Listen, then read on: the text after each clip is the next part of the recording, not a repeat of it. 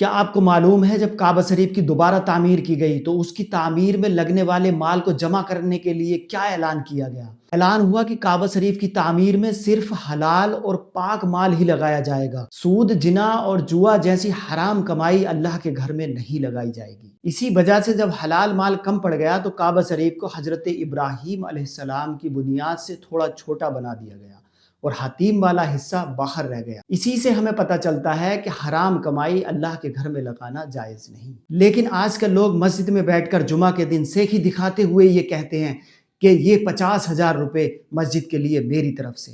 ہمیں کوئی اعتراض نہیں، اگر مال حلال ہے تو آپ 50 نہیں 1,00,000 روپے دے دیجئے۔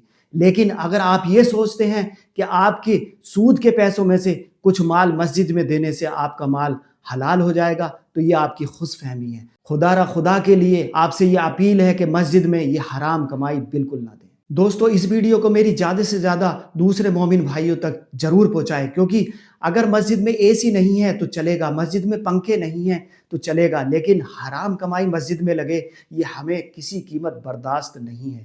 دوستو، حرام کمائی سے اے سی چلے اور اس اے سی کی ہوا میں، اس اے سی کی ٹھنڈک میں ہم بیٹھیں، یہ ہمیں گوارا نہیں۔